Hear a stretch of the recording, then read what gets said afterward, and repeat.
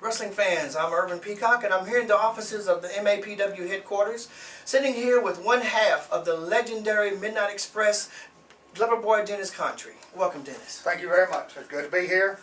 I love this area right here. It's always been like home to me. Glad to be back. I have to call these guys and tell them to book me when I can, but you know, I love it here. I'm from Alabama, of course, and but my heart's here in the Carolinas. I love it here. Good to have you here, sir. Thank you very much. Well, we're going to start off with some questions I wanted to ask you, and one of the first things we wanted to ask you was, how did you get started in professional wrestling? You know, it's strange. I started back in the late 70s. Ole and Gene Anderson had a school right out of Charlotte, and they were training guys and stretching them and everything like that, so I thought, you know, I'd go down to check it out for one day. Well, that one day turned into about 6 months. And Ole sort of started liking it a little bit, so that's actually how I got my start. But I didn't actually start wrestling as a wrestler. Back then, in those days, they made you pay your dues. You know, you had to referee, you know, so I refereed for a while. And one night I remember a guy by the name of Johnny, dang, I can't remember his last name. Johnny, somebody got his leg broke. And they said, well, Dennis, do you have your tights? And one of the Crockett's were there. David Crockett was there that night doing the commentary and everything. I said, well, yes, I do have my tights. And so I refereed 2 matches, and I went back and put my tights on and wrestled in this guy's place that broke his leg. Well, I guess I was good enough. I never refereed again. And so that was really good for me. It was bad for Johnny because they fired him right after that. But it was, the Crockett's and me have always sort of been on the same page as far as they were very, very good to me. And, you know, it's just been, Mid-Atlantic area right now is on fire. I mean, the Mid-Atlantic Championship Wrestling, they've got some big name stars here. They got some guys here that can go a long way. You know, you got Trey Gilbert, you know, McKnight, that KC McKnight, star right now, fixing to be even better. In fact, there's a couple of, right now, groups, and I'll call the names, the TNA, Ring of Honor is looking at, you know, those guys. So this right here is a hot spot right now. It really is. I really enjoy coming here right today. I love it here. It's good competition. Some of the best, to be perfectly honest with you, some of the best I've been around. I'm booked just about in a different town every weekend. Last weekend was Atlanta. Weekend before that was Dallas and all the. Now those, don't get me wrong, I'm not knocking any of those organizations. Like I said earlier, my heart's in the Carolinas. Right, right. Well, since you've been in this business, what are some of your greatest accomplishments, like titles, you know, something like that? And what are your biggest feuds you have ever encountered? Biggest feud, no doubt, you know, would have to be a Rock and Roll Express. Yes, you know, we were sort of like, we were like married to those guys. It was almost like a wedding. Yes, sir. But yeah, that would have to be our biggest one. I mean, we had scaffold matches with those guys. We did every kind of match. We had cage matches, alligator matches, crocodile matches. We had everything with those guys. Right. I mean, it was just ridiculous, some of the stuff, but that was our biggest feud. And I guess to answer your other part of the question, it would have to be 5-time world champions. Because it was really, believe it or not, boy, back in the days in the 80s, those belts were hard to come by. You just didn't walk in. I mean, you had to stand in line and wait for your shot. Right. You know, so we waited 6 months in Charlotte before we got a shot at the titles. And we was lucky enough the first time we got a shot, we took them away from Rock and Roll, which started about a 3-year deal there, because we beat each other up pretty good. Yeah, back and forth. I remember. Sure did, and it was great. I love it.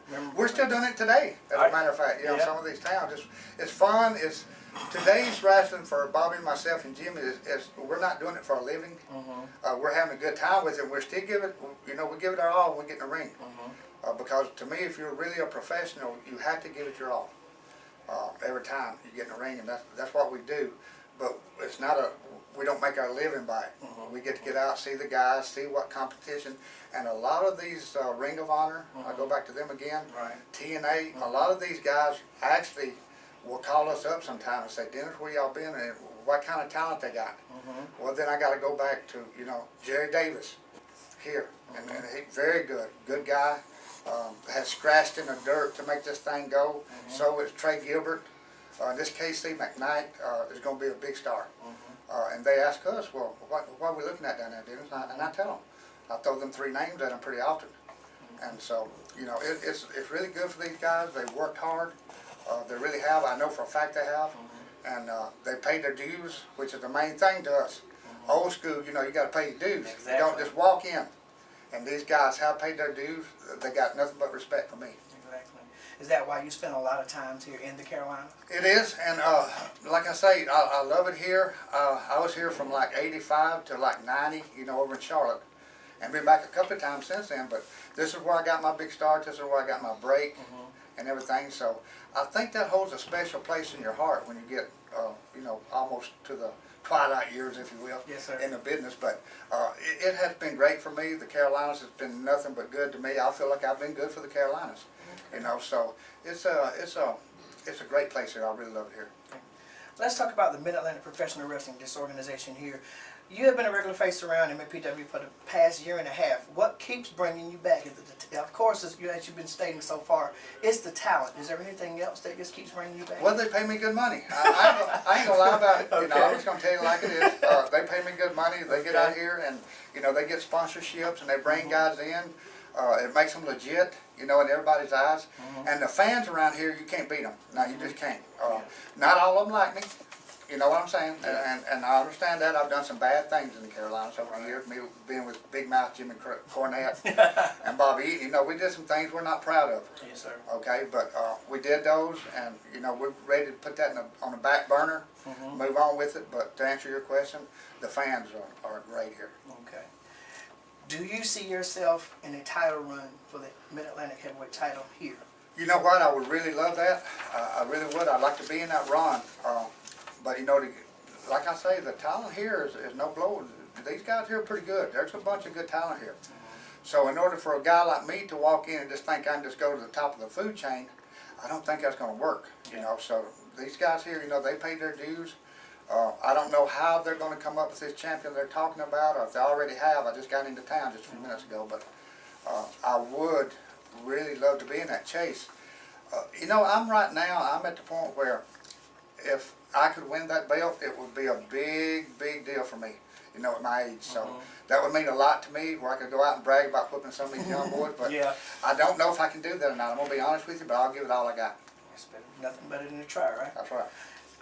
Can you compare MAPW to companies that you have worked with in the past or present? I can. I can honestly say this. I've worked with guys out of Virginia. I won't call any names. But I work with some guys out of Virginia and some other guys.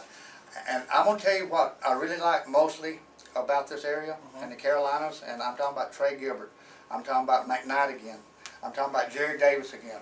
These guys are straight up. If they call me on the phone, they say, Dennis Condrey, can you make this shot for me on such and such a date? Your money will be there, so-and-so, we're doing this, we're doing that, we'd love to have you. I believe them, and so far it's worked out perfect for me. And I'm going to be honest with you too. I have even called them up and asked them if they could use me. I mean, I'm just going to be straight up with you. I have, because I like it here, I like the competition. And if I can pass some of my knowledge on to some of these younger guys, I would love to do that. I really would. And if they come up and want to, I don't give it to them unless they ask. But if you come up and ask me, I'll give it to you. And to me, a wrestler, it can't be a job. It cannot be a job. You've got to eat, sleep, and drink, and poopy this business. I mean, you just have to do that. You have to be passionate. Yes, sir. It's a passion. And if you don't have that, I can see it in some of these guys' eyes here. And like I say, I keep on going back. There's about 4 guys right here in this area right now that are on the edge of being big stars. Okay. Well, before we close, is there anything else that you'd like to say to your fans? I sure would. I just want them to, if they can, like I said earlier, we've done some bad things here. I've sort of, the thing I hate most, I guess, about some of the stuff we did about cutting people's hair back in the day and throwing molasses on them and all that stuff, is it got us away from the fans. We didn't get to talk to the fans. Back in the day, you couldn't get in our area as being what we call heels or bad guys. You couldn't talk to us. We wouldn't let you. But that's the way the business was. And now the business has changed so much over the years. Now I can get eye to eye, face to face with these fans. I see the passion once again in their eyes. They see what's going on here. They see how these guys are coming along over the last 4 or 5 years. I've seen great strides in some of these guys here since I've been coming here over the last 4 or 5 years. And when I see these fans come up to me, and now I can actually talk back and forth, I like the fans. I wish I'd have never been that mean, but it's too late now. I've already done it. Damage has been done. Damage has been done, buddy. Well, thank you, Mr. Condrey, You're welcome. Thank you very much. This interview here at MAPW headquarters. And I'm Reverend Peacock. Thank you for joining us.